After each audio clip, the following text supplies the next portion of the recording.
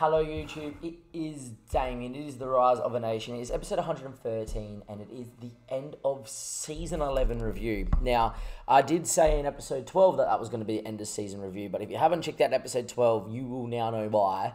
Well, you now know that wasn't the end of season review because you're watching it here. But secondly, if you haven't watched it, you have to go watch it to see why it was a standalone episode. Gonna give you a second. That's enough time. Obviously, last episode was the shoe special, was the special where we brought the shoe off the bench in the cup final for his last ever game. He isn't going to play the game coming up here against Copenhagen, which if I took my camera off, you will see that we do actually have one more game left in the league before the end of season is officially upon us. But you would have seen that obviously the shoe scored in the 82nd minute to cap a 3-0 win for us to do the double this year, which is the standard usual, and obviously was a very special moment indeed. That's special that we let the man have an episode to himself to end his career. Nothing else more to say about last episode apart from that the shoe is going to be a legend for many years to come in this save. Now, second thing I'm going to say is we are here before the end of the game. I'm actually not on stream. I'm going to go to coaching in about 15 minutes or so, but I thought this would be a nice time to just have a bit of a chat about the system that we're using. You would have seen it in last episode. I did talk about it a fair bit last episode, expecting it to be the end of season review, but then obviously the shoe scored, and I was like, well, you know what? It's got to be by itself.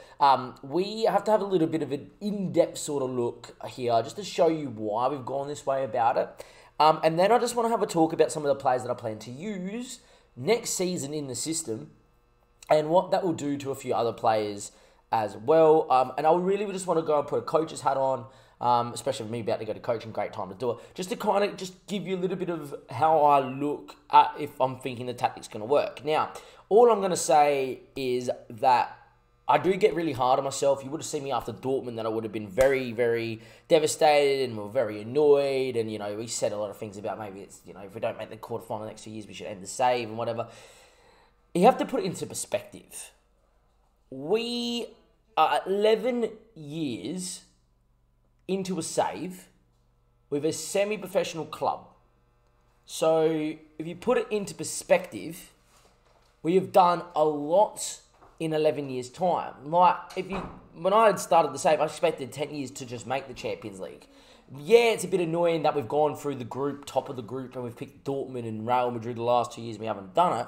But instead of me getting annoyed in those moments, which I do, the beauty is you know, you see the raw emotion in the episode and you go, wow, okay, you know, some people feed off it, they love it, some people don't, you know, dislike it. You know, but my loyal viewer base, especially AJ, shout out AJ, they will always go, look, you've got to remember it's 11 years into this save. It could take us 20 odd, it could take us 25 years, and even then, if it took us 25 years to win the Champions League with this squad, you know, with this club, not even with this squad, the squad would be on another level in 25 years' time, we would still have done an amazing job to even get there with a Danish club that was a semi-pro club.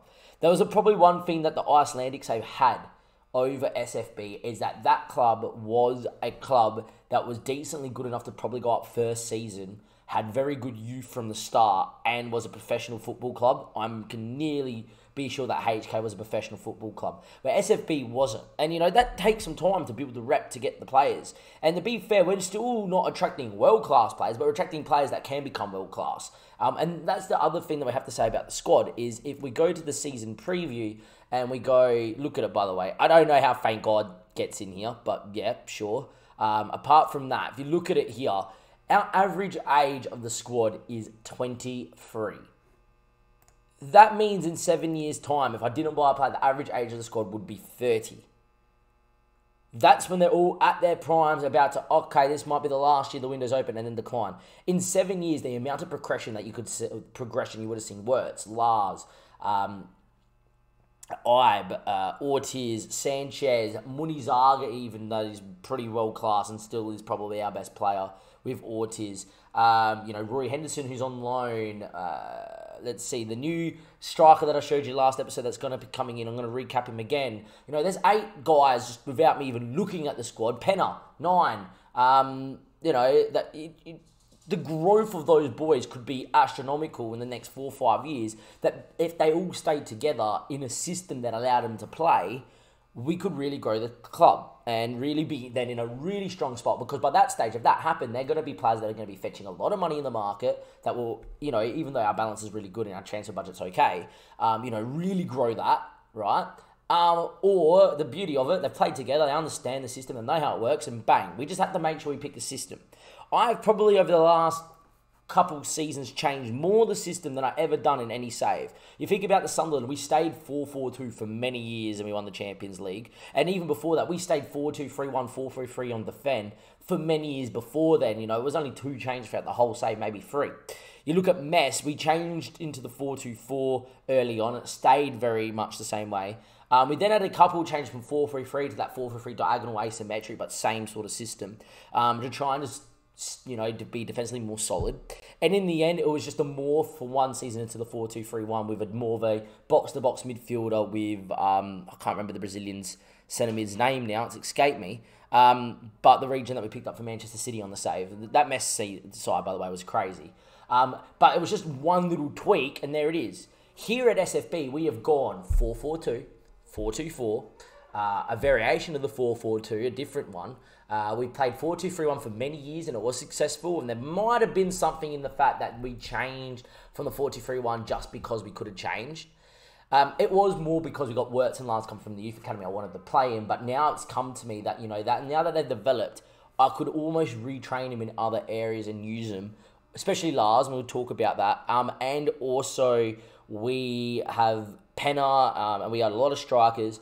That 4-4-2 seemed to fit, and it has done well. It was good in the Champions League group stage. We're probably unlucky against Dortmund on a whole. I thought defensively in the 4-4-2 we do lack. And I feel like in the bigger games, your Dortmunds, your Bayerns, your Madrid, your Barças, your PSGs, Chelseas, Liverpools, Man Cities of the world, right? If you pick them, which if you're going to win a Champions League, you're more than likely going to have to beat one of them in a quarterfinal, semi-final, or a final.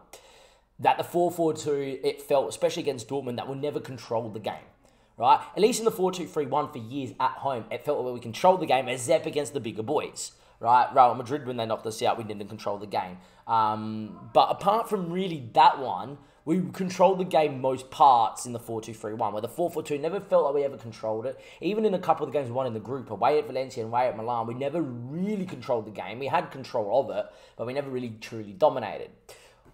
Why we've now switched to 4-2-3-1 is because 4-3-3, it allows me to dominate the ball. It allows me to have a very good defensive base because this guy is absolutely world class, and it's going to be scary what he's going to look like in 2-3 years time. My only problem is that is a new contract now. It was 16 mil release fee. It's now 20.5. His agent keeps locking in release fees. I need in 6 months time for his agent to go, oh yeah, he's very happy with the club.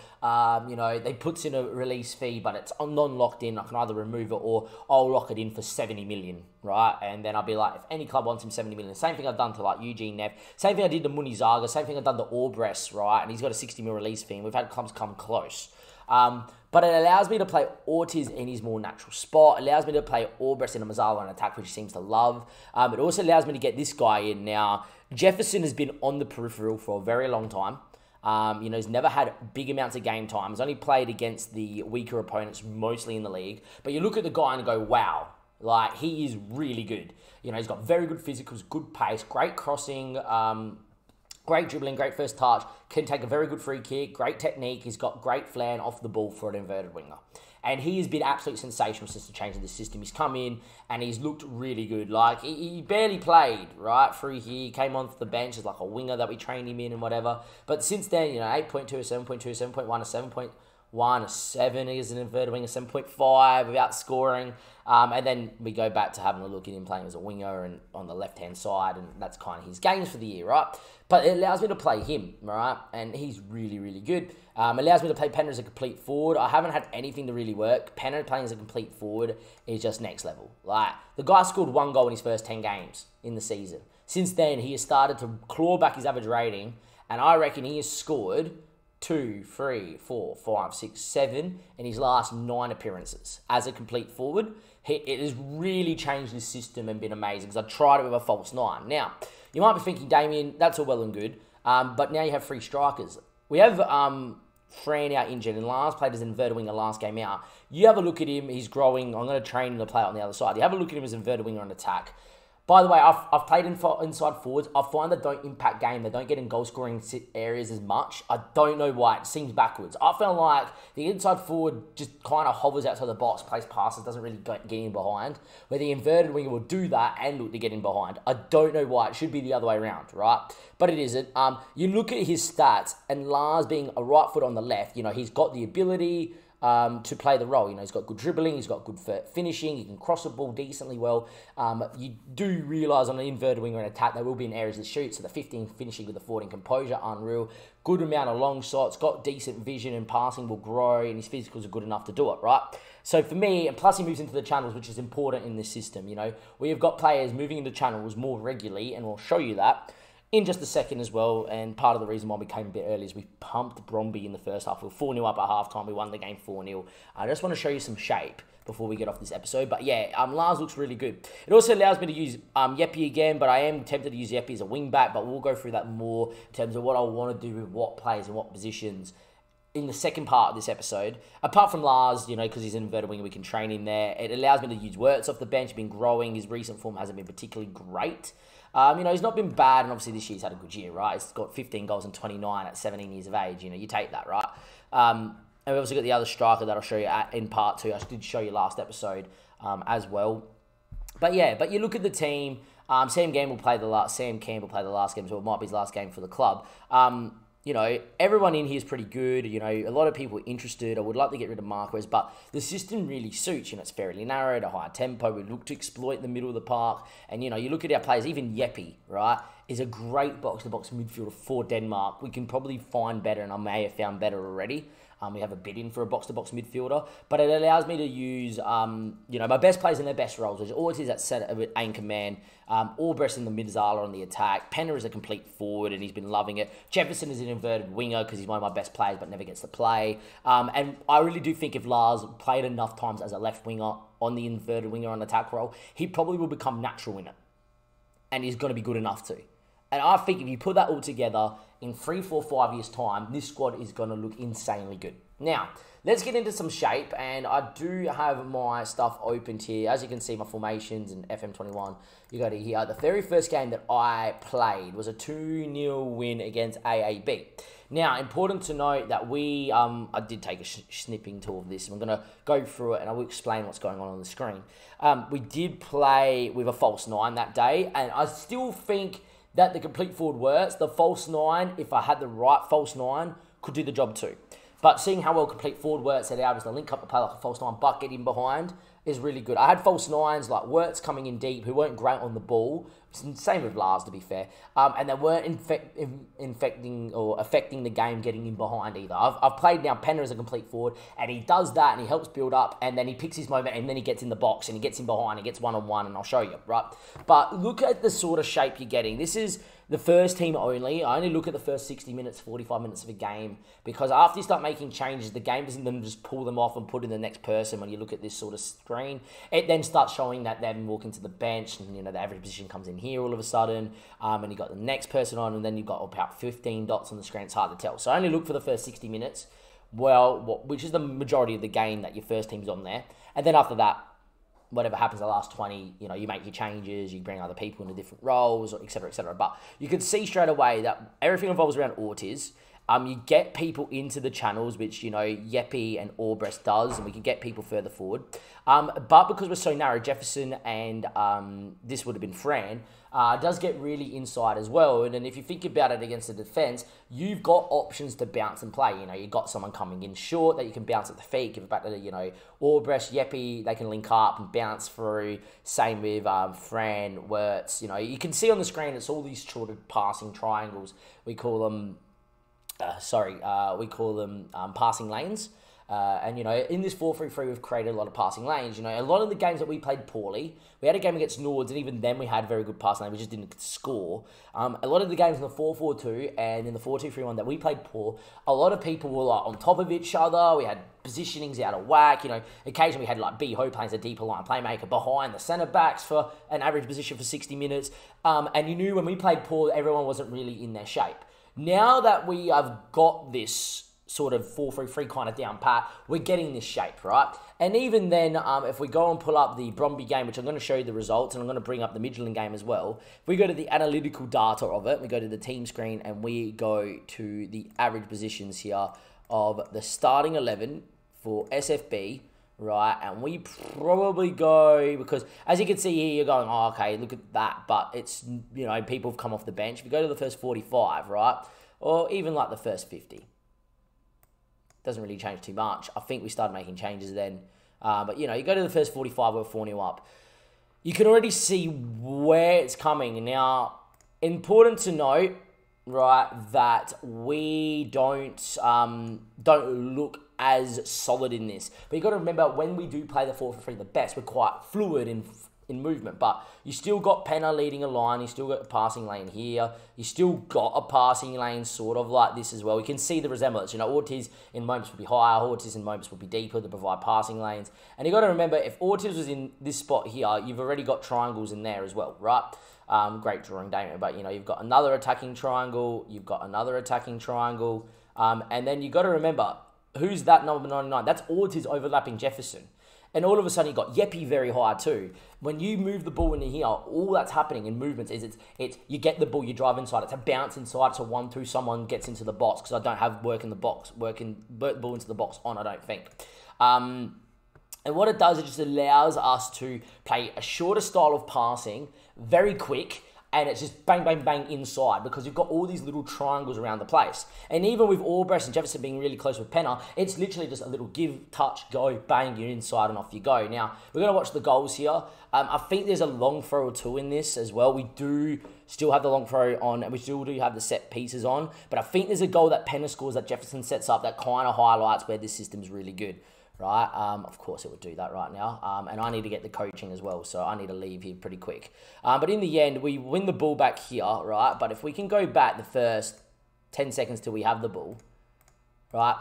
Look already, Neff's given a ball to Ortiz, and look who's in the channel in the hole. It's Albrecht, right? And you got Yepi that could actually get the ball and go into this space, and then all of a sudden, if Yepi Albrecht gets it, it's just one touch into here. It doesn't happen like that, because Jefferson actually comes to feet. And that's another movement that you get as well. But look how condensed it is. Look how close it is. And look how many triangles you got. You can bounce him. You can play it back into Yepi's feet to send Penner through. You know, all of a sudden you're looking at the shape, and it looks really, really, really, really good. Right? And then if you watch it further on, we get actually picks the wrong pass, right? It should have gone back to Albrecht. And bounced in the end, Hansen reads it well. But then all of a sudden, look, we get the ball again. Jefferson goes on the run. And what this allows this system to do is being so narrow, it brings our attackingly minded fullbacks into play, right, as well. And that's where the width comes from in this system, is fullback. You know, Vieira doesn't get as further forward as I would like. By the way, Glass, backstick run from an inverted winger roll. Unreal, right? This is a long throw. But, you know, when he's on the park, unbelievably good, right? Because he's so natural going forward. And Neff's loving it. Again, like, look when Neff's had the ball and give it back to Yepi, right? When Yepi received it, if we can go back just a smidge, right, is that if Yepi opens his body, right, he has Albrecht in, and Albrecht then all of a sudden has Ortiz in, right? And then he all of a sudden has Albrecht that can get in behind, or what will normally happen is Mazzala get to this role, and then he'll peel back into here. And then all of a sudden this fella's going to make a choice. Does he go to Albrecht and not let him turn? In that case, then it could be just a little touchback into Ortiz and then through to Jefferson.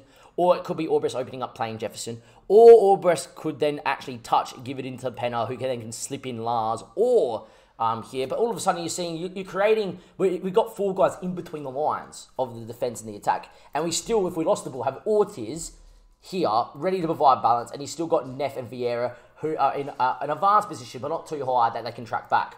In the end, Yepi gets the ball, gives it back to Neff. Great ball to Lars. Lars, in the end, steps on his ball back stick. Jefferson smacks it. There you go, done. And we have 3 guys in the box, plus Lars makes 4. And then this is the goal that I like, is that we're still good enough on the break to go. Like, we get Jefferson the ball. He runs into the channel. He's not too wide, running wide, looking for a cross. In this inverted winger role, we've got guys running inside, right? Jefferson gets in, beats a couple, just an outside of the football through to Penner, and he's just clinical. At the moment, he's very clinical, great finish as well. That's exactly what you want to see, and that's 4-0 in a way it works. So for me, no matter what happens from now on, This season, we're ending in the 4-3. Next season, we're going to build a team for 4-3-3 as well. Like, buy a couple of people that fit the system. But we are mainly going to play 4-3 next season. I don't care what happens in the Champions League. If we finish third, great. It probably gives us a chance to win the Europa League.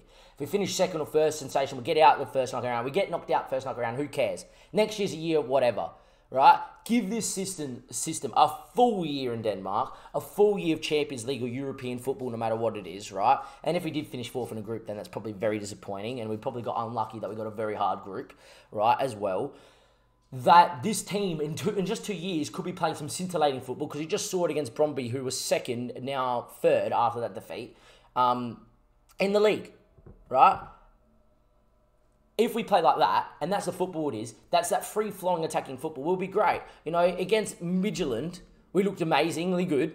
We only scored one, but the same sort of movement, right? And there was a game even against OB in a cup game, we drew 0-0. We had 14 shots, 11. When I tell you 8 shots were clear-cut chances, not from corners or set pieces, I tell you that, no one finished, right? And that was the problem with the false 9 and the poach and the advanced forward. Nothing really came with here. And to be fair, Fran does not particularly like playing as an inverted wing on that side. Hence why Lars is learning it. But we look good. So, for the first part of this episode is now done. It's all about us building in this 4-3-3. I need to take a step back when we have some setbacks and disappointments and just go, look, we're a young team learning our trade. It's all positive. No matter what happens, everything's in a positive mindset. And that's something that I need to take into when we do get knocked out of Europe. Because we shouldn't be so hard on ourselves. We've got a young team with an average age of 23, and I think we finally have found a system that's going to stay with us for the next 2-3 years that is going to give us our best chance to just make the quarterfinal, and that's progress, right?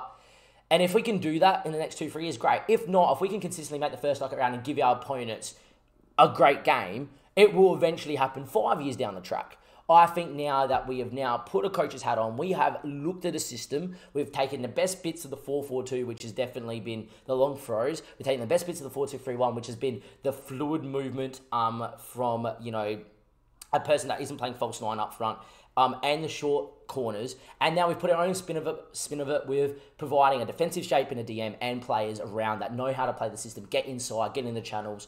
And I really think we've created a system that's going to be very good holding teams defensively, because we don't concede too much, because we keep a lot of the ball, and we have a DM and wing-backs that know how to get back. And look, we have one unreal centre-back, and we could have a second if we do play our cards right in the window. But we also have a team that, when they turn it on and they finish the chances, we could score 4 or 5 goals a game. And I think that's a really important time to find that system now. And it's a system I'm going to stick with. And the first part of this episode is done. All right, I'm going to go after coaching. I'll see you after that. We'll be on stream as well. We'll be after Copenhagen game. We'll go through all the normal pre-season, end of season stuff. I will recap who we've signed already. Hopefully we got another centre mid to tell you about that he accepts our contract as well. And then, yeah, we're going to be in a very good spot, hopefully, to continue forward in this save and really grow to getting to a quarter-final of the Champions League. But more importantly, seeing what over the next 5 years, what we can do with this squad, keep it together. And I think we're onto something really special, and we have a winner in this 4-3-3 system. Hello about YouTube. It is me after coaching live on stream, and we just got embarrassed in the final game of the season. Typical Football Manager. We lost the final game of the season after not losing the game for 6, 7, 8 games in a row with the 4-3-3. 4-1 to Copenhagen on the final day. I don't know what happened. Played a full-strength side as well. I'm a little bit embarrassed, to be fair. The chat's trying to tell me it's because Copenhagen had to win to play in the Champions League and you had nothing to play for, and Football Manager just does that. Maybe, but I feel like we've missed out on really cementing ourselves as like, we are the best, doesn't matter what the matter is. I don't want to see that, you know, not after talking so positively about what the shape works and what does and whatever. We got absolutely pummeled, man. So I didn't want to have all this good talk, but it does put that little bit of element of doubt of for next season about, oh, if we start poorly, you know, all of a sudden, oh, it's not the system all of a sudden. I think it will be, don't worry. It just gives you that little element of doubt. Anyway, in terms of the arrivals and all that, we'll have a chat. They're saying Carlos Sanchez is my best signing this year. I'd say it's probably Ortiz. But yeah, Sanchez for the money. Unreal, man. He's been unreal. 35 games, scored a few goals from centre-back. He's looked good. Vieira, for me, has been good, don't get me wrong, but I just feel like because he doesn't go forward enough, is not my sort of player. He's also wanted by a whole heap of clubs, Everton is in there, Wolves in there, Napoli's in there. Brighton's in there. All that Premier League money and Napoli being in the Europa League or the Champions League. He would probably want to go. For me, if we could get about 20, 25 million for him with a couple clauses, I'd probably take it. Play Yepi at right back and sign a midfielder. Yepi's going to be naturally one to bomb on. And then in a few years' time, Ibe comes in for Yepi as the star right back. So I feel like that's a very good progression. I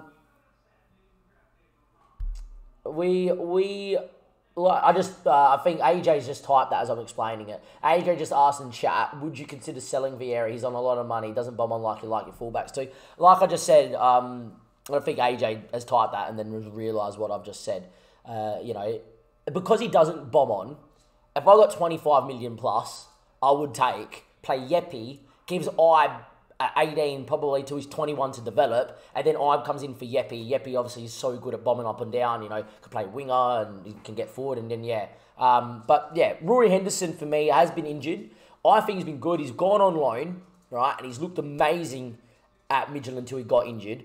He's the sort of guy that you just kind of have to get past the downward arrows and just look at the stats, right? He's got great natural tackling, teamwork, vision, and work rate. So important for ball-playing defender. Physically, there's 13 jumping reach, 13 pace, 13 strength. They're all one attribute away from being that golden 14 stat that we're on about here, where 14 plus is going to be good enough to do most things it's going to be one of the best stats in Denmark's 14 plus, right? I look for 14s. And then that they're going to be in and around the mark of Champions League. He's not the quickest off acceleration, not the quickest balance, but he's very good. He's also left-footed. He also plays centre-back, DM, left-back. I think he's a really good player to have around the mark. Expect to see Rory Henderson probably be here in at least a rotation capacity, if not starting, if I can't find a star centre-back, next year. And I would prefer to have Rory Henderson play a season. Until he got injured, he was developing unbelievably well at Midtjylland, so I think he's going to be really good. Obviously, Ibe for the money is unreal, right? We bought this guy for 18k. His contract was up. We got him on a pre-contract, and they said 18k is yours. And I was like, yep. He's come in and developed amazingly. The fact that he looks that good, considering when he came to the club, unreal.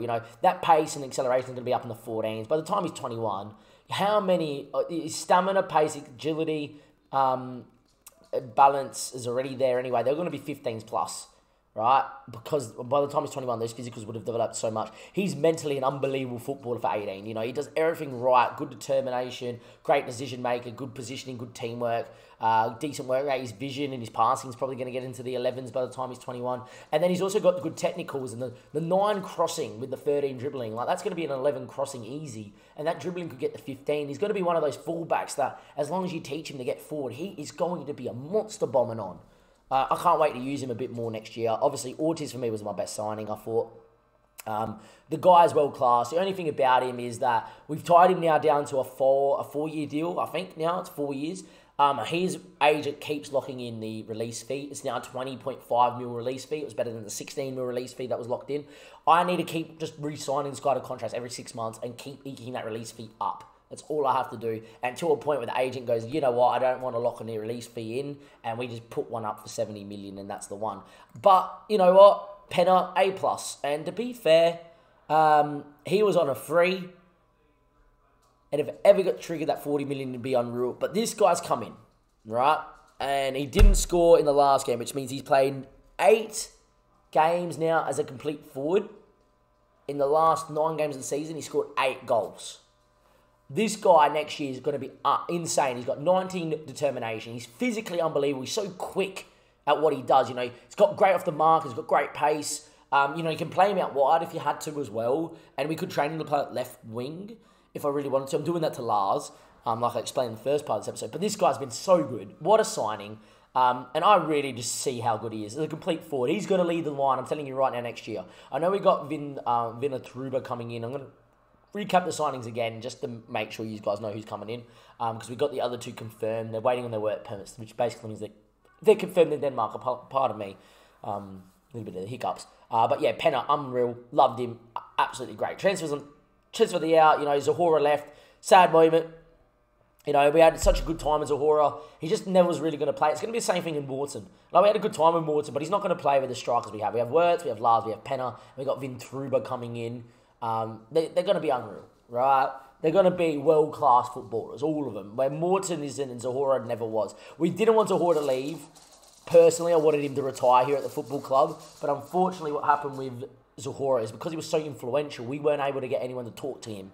And he wanted to leave. And instead of kicking up a stink, we just let him go. You know what? Off you go. Get the money he is. He's got 56k a week, man. I don't blame him. Off you go. Obviously, Moreno went out as well to Olympiacos as well. Adam Lodberg obviously went out for big money, 10 mil. Neil Jenkins wanted to leave. I wanted to keep him, but at the same stage, I don't think he really would have played. He would have been perfect in this system, to be fair, as an inside forward on attack. Obviously we didn't know we were going to get into this. Plus, to be fair, I'd rather have Lars learning to play inside forward or inverted winger than have Jenkins out there. I love Jenkins. Dennis obviously left on a free. Andreas left to Strasbourg, played okay, not great at Strasbourg. Benjamin left on a free. I didn't want him to go, but obviously he wanted to. And we obviously sold a couple of youngsters off here. In terms of the loans, though, Gamma developed decently well at Alaves. He played well. For someone that was 5-star potential for a few years now, it's been 2 years that we've had him. His buying him, he had obviously that great potential to do things. He, unfortunately, never, ever, ever got going with his development at all. And only towards the end of his Alaves stint that he did. I'm going to loan him again to Alaves and see if it changes with them getting, I think they nearly got promoted, or if they did get promoted, it was late. Because he probably could benefit. They're at a good football club for him to develop at. But for me, he just hasn't done enough. Gomez obviously went out and did well, but he's not really ever going to play for me. He's just good for the Bees. Roy Henderson obviously went and done very well. Emil Skov, though, right? We could have secured a high loan fee. I don't care. I wonder why the ball gave him an E. This guy single-handedly got Mess out of 19th and 20th into that playoff that they just lost to go down. Obviously, Mess being my former club last year. I've capped him 3 times for Denmark. He's looked good. I've mentioned it before. I'm going to mention it again. I'd rather have homegrown talent, right, that's been through the club's youth academy that look this good playing for me. Because it means that European Champions League, we have obviously got to meet the quota and make it easier to register players. B, in the league, easier to register players. C, he's going to develop and play. I don't understand how they only think he's 3-star, but it's because he's in form. It's usually 2.5-star. But he's so good. He's good at passing, great penalties, great technique, good teamwork, good vision. It's about time. This guy has gone in every loan that he's had, he's done ridiculously well in, that it's about time this guy comes in and does a job. We play with Mazzala in attack. It suits him to a T. Let's get him out there playing. I think he's going to be really good. Krill went on loan, never really developed. I'm going to strip him off for the money. Jochen Win went on loan. Didn't develop as much as I would like. His potential got hit as well. I don't know what it is, but he went to Midtjylland. And I would have thought Midtjylland playing him every week, he would have shot up. Never did. So I might just bin him. Diatta, we loaned out against his will. I'm going to sell Diatta on. Just isn't good enough, unfortunately. Never developed. Ruben is another one of those players that you look at and go, he could be good. I'm going to loan him out one more time because if he does develop all these 9s into 10s and 11s, he could be like a very good second, third choice fullback. We obviously got one new fullback coming in who I'm going to show you in a second, YouTube. But yeah, I think he's going to be really good. The DJ obviously went out and grew into 3-star, has that 4-star potential, which if he does hit, would make him a star player and be unreal. I honestly think that there could be a spot for the DJ to sit on the bench next year as the backup DM to Ortiz. But also in saying that, Roy Henderson could also be that backup as well. So interesting to see what we do. Frederick Hansen doesn't really matter, and Andreas Screen never really did anything. In terms of the results, obviously we won the league really easy. Champions League we did really well until we played Dortmund. Important to remember though, I know I was really annoyed in the time. I've explained many times now that I am over it and that I think we're on a really good progressive path. And I think, learning this 4-3 for the next 2 years will eke out this 4-1 defeat that we had away from home. It would eke out those outlying defeats in Denmark and make us playing the system perfect week in, week out, I think. I honestly believe that this system will get us past the first knockout round. It's a matter of if. It's a matter of when, not if, getting past this first knockout stage. And we can stop getting a big team in it. It would be great. It's important to remember, though, like I said, the 4-4-2 never really controlled a game for me in the Champions League this year. We always just went and killed teams by scoring. And then the couple of games that we didn't score in, we were lucky. Which Milan, I think... we won 5-1. No, definitely Valencia away from home. It wasn't a YouTube episode, was it? Maybe it was Milan at home. And we dominated that game too. Maybe it was only the one game this year. But I think that if you look back at both of those Dortmund games, we never controlled it or something like that. In Germany, we could have been 3-0 up inside 10 minutes. So, it is what it is. Moments to remember was the final win against AAB. To be fair, not bad. I actually think our game against Bromby towards the end was better. And goal of the season was by Orbres against Valencia, which was in a YouTube episode where he hit it from outside the box. Remember the goal? It wasn't special, but it was alright. In terms of the finances, made some money. We obviously done very, very good in there. Yeppy's still getting the plenty of it. Biho actually sold a lot. Interesting. Wow. Kenny and Frank also getting on the list. That's pretty interesting too. And we obviously got a little bit more broadcast revenue because of the Champions League and that. And we got a little bit more competition money as well. I love it, Dim. That's what I love to see. In the end, we look good there. That's how they reckon we lined up 4-4-2. Obviously, for me, it changes a little bit. But yeah, important to note, Lars recovered from a 6.7 to a 6.95. Penna didn't make the list. That's interesting as well. Jefferson came in and was unreal.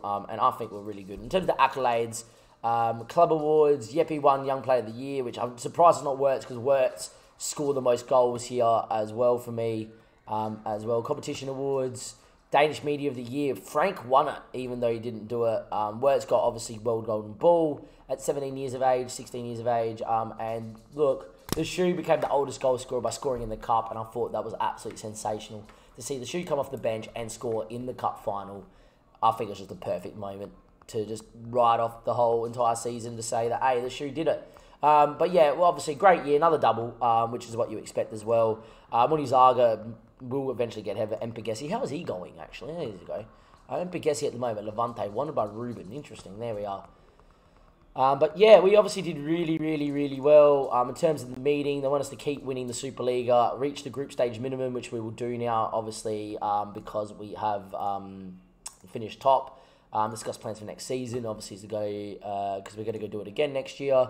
Exactly the sort of reason. Also, aiming to reach Champions League competition proper next season. Exactly the reaction I'm after. And I'll discuss promises next time out as well. I don't like making promises now with me changing the squad so much as well. But yeah, look, nothing else really to note at the moment in terms of any of the other news around. I don't think there's anything much. Wirtz has sort of hit a little bit of a plateau in his development. But I think he'll definitely do a little bit more. What's his 3 negatives here? Unhappy with training. Thinks he should be doing more quickness training. Well, I can fix that one, mate, by just doing that there. And now he'll be happy again. Yeah, he's been declining. He had 17 acceleration. Now it's down to 15. And his pace was 12, and now it's down to 11. He's been declining a little bit of late. Like, his physicals have been declining. I don't understand. Just don't understand. But yeah, now we're just going to talk about the squad. For me, I feel like Vieira coming out, Yeppy going the fullback isn't the worst. When Yeppy's on fire, it's important to note when Yeppy's on fire, he's unreal. Look at him. He can pass, he can tackle. He's got good technique. He's got great work rate. He's got decent speed. He gets forward and he knows how to go. It wouldn't be too bad. And yeah, I think it would be unreal to have Yeppy playing right back as well. Vieira obviously comes out, right? And there's going to be a guy coming into there. As well. But then you're having a look. Vieira's wanted by a whole heap of clubs, which is unreal. Munizaga's wanted by Liverpool. Oh, that's gone. Beautiful. Yeppy wanted. It won't happen. Marquez, I would sell. He's now at a stage where if the money was good enough, I would do it.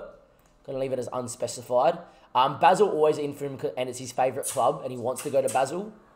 But Basel offered like 8 million. I said no. And it was non-negotiable. If I got more than 12, I'll probably sell him now. He's 28. He's not going to win me a Champions League. He's probably good enough to get you through to the first knockout stage and probably do a job. But I think we will be all right. Eugene Neff wanted by a few clubs. For me, it's Eugene Neff has to leave for his release fee. It's 45 million for the club captain to leave. Do I think I would ever get 45 million? Probably not, except if it was a Chinese club. There may be a time where a Premier League club is desperate for a winger and they might just go, yep, you. And to be quite fair with the fullback I'm about to show you, if that happened, I would just go, okay, it's 45 million. And the fullback I'm bringing in, who's a wonder kid, Maswell, can come in and play left back starting for me as well. And then it's important to note that we've got Penna wanted, I'm not going to sell, and Alette, not going to do it. Sanchez wanted by FC Cologne, Hamburg, Leeds, Sevilla. I will not be selling at the moment. I want to get this release fee out the way as well, because it's only got a 13 mil release fee. We need to do this right now. 12 mil release fee, right. 60 mil, get rid of that, and you can have 24. Done. Just get it out there. Get him on a new contract before anyone comes in for him, because he's going to be world class, right? Ortiz, obviously, Jefferson not got interest, but the big one for me is the George, right? He's one of about 14 clubs. All these clubs, Villa, Bournemouth, Marseille, Russian Premier League. You've got a few Italian clubs in here. 20 mil is not out of the realms of possibility because of the interest. Don't get me wrong, I think he's good. I just think he's limited going forward. He stays back. He doesn't kind of suit the 4-3-3 with the wing backs. He's good backup, but the reason why we're doing it is this. All these guys are getting work permits. Obviously, Van Truba, you guys have seen. He's so good. But yeah, look, Alex Tremble was a wonder kid. Transfer listed for 4.3 million by Sheffield United. Is Sheffield United's, right, hot prospect. And for me, I cannot believe that he's transfer listed because he looks nutty. He is already at the level of Eugene Neff. And I kid you not when I tell you, he wants to come and be a breakthrough prospect for me. So he doesn't care if he sits on the bench for every game, basically. As long as he gets the occasional game. I can't believe that. It allows my captain, Eugene Neff, to play and probably play the big games and let this guy just play in all the little small games and he'll probably develop like no tomorrow. It's unreal. Great determination, physically unreal, and he's probably even good enough to play centre-back as a covering centre-back because he's 6'1". I just cannot believe we're getting him in. That's why the George for 20 million going out and this guy for 4.3. It just... You know, you make 15.7 mil. I cannot believe that. If that happens, if the George went out for 20 million, I made profit of 15.7 mil and I switched fullbacks, got a wonder kid fullback in. Unbelievable. Absolutely cannot believe that at all. Alex Tremble's coming in. And then we do have a box-to-box midfielder role. Paddy Horn's the guy. You go to Hibs and you look at their key player, it's Paddy Horn. 7.5 million. Bit big. But he's got great teamwork, great vision, great work rate, great passing, great technique. Can tackle. He's a bit more forward thinking, but not the quickest. He's got good acceleration, great stamina. He's going to run for days and a great first touch. He's a cross between a box-to-box and a deep line playmaker support. You could almost sit him in there in games that you're dominating possession big time. Just say, you know what, just sit in and just play whatever ball you want to do. Right? The second thing is, he's a box-to-box that has a decent amount of composure, which usually weighs more to them scoring. Positioning composure with low finishing usually means they still score. He also arrives late in the opponent's box, which I love. At 20 years of age, he's got a few years of good growth, and my scouts reckon he could be world-class. I think that he is going to be dynamite in the middle of the park. Get him, get Yepi out to right back, get Vieira out of the football club, get him selling to Everton for 30 million, right? And this guy will go up and down all day long. He'll win tackles back here. He'll get goals up the other end. He will get into the channels. He'll do it all, right? It allows Yepi to play right back and bomb on and overlap and get balls into the box. I think he fits perfect. The fact that these two are coming in just changes me. And then it's just probably this. I probably can get a better centre-back in. And then for me, that's probably enough for me done. That I would be like, you know what, the rest of the squad's not bad. I'll cut a few of the dead wood around out. And then, yeah, like I would have a great right back. Yepi on the star ratings is not good, but on paper is unbelievably good. And you'll see that. And when Yepi's in form, he's a 3.5, 4-star right back. Lars will learn how to play inverted winger, and Fran will be the backup. And then you got Eugene F. Sanchez, Ortiz, Orbres. You got Paddy Horn coming in, Jefferson and Penner. And you're just going, yep, that is your front three. You got Jefferson, Lars, and Penner. That by the time they finish growing, they all three of them will have world-class potential that they could have hit. Because they're three wonder kids. Like Jefferson was a wonder kid. It was why we started playing the system. So I think we're in a really good spot. You still have Wirtz on the bench as well. The guy hasn't really been developing enough for me. I need him to develop a little bit more. But yeah, look, it is what it is. And yeah, like always, we don't have the budget kind of set. I'm hoping for the first time, I don't want the budget to come in the next few days. We have a game against Lavinia on the 7th. That's when I think Paddy Horn goes. I don't want the budget to be calculated until the Paddy Horn deal goes through at a minimum. Because then it's at least, if they say, oh, we're going to keep the budget at 20 million, or they give me the budget 20 million, that 7.5 million will come out of that next year's budget. I want the Paddy Horn and, if possible, the Alex budget to come out of this season transfer budget. So then the club goes, okay, you got 60 million in the balance. Here's still another 15, 20 million to spend. Right, and I've already got the other two players in. But we'll wait and we'll see. So, YouTube, we're going to be back when the budget gets released, as we always do. Hopefully, it is okay. We have got European qualifiers. If that happens in between then, I don't like putting Denmark, things in with S&P, but I'll recap it here for you quickly. Hopefully we don't get the budget for another 3 or 4 or 5 days, and I'll see you guys soon for the budget announcement for next season and wrap up the end of Season 11 review. Welcome back, YouTube. It is the end of episode 113, I'm pretty sure this one is. We get only 12.87 million in the transfer budget, 650k pounds per week as the actual budget. That puts us only really like a couple of pounds ahead of where we are, and it's only 12 mil. Now, I will say that we're probably going to make some sales that's going to get that up. I'm probably going to ask the board for 100% of the budget of the transfer revenue so to come into the budget. I just feel like with the amount of money that we've been making, we've been consistently about 50, 60 million, not made per year, but always in the service of that budget. I'm feeling like there's got to be a time when the board's really got to go and say, you know what, there's some money here for you. At the same stage, I also understand that they need to turn over a profit. We're not in the most reputable league, and my team is still pretty good, so we don't need to invest too much money as well. You know, you've got to figure as the board, they're going, oh, great, we're in the Champions League making plenty of money, and we're going to win the league every year. We don't really need to invest. For them, it's all about, well, yeah, bring the money into the club. We can, you know, go and build whatever you want to build, but we get to make a lot of profit. Great. I understand that, I get the business side of it, and then at the same time, I look at that and I go, you know what, give me a $25, $30 million budget. I can get this team into a spot where I really want it. In saying that, though, officially, Paddy Horn is joining, and mercifully, that happened before this budget got calculated because I needed that to happen. If anything, I am going to actually slightly bring it down and just give me a little bit more room to work with because obviously Alex Tremble's going to come in as well. But we could actually sell some stuff on as well. I just don't think there's really anything too really of note to sell on at the moment, and I reckon that there's definitely going to be interest in players that we did look to sell, that we did sell into the future as well. But yeah, Paddy Horn obviously will come into there. We're going to have Tremble doing that, and then for me, that is okay. Look, if I can sell Vieira for a big chunk of money, and etc., you know, and get 100% of the revenue, that would be great. If there is more revenue that we can get to the 100% mark, obviously, so it comes all into the budget, that's also superb too, because then that allows me to buy what I want. I think after everyone comes in, after the left back comes in, and after Horn officially joins, they're both joining on the 15th. Well, Horn's joining on the 15th, so is Van Truba, the striker. If we can get the next one, that's okay as well. My cat's walked in front of us. Hello. Welcome to the YouTube episode, Lewis.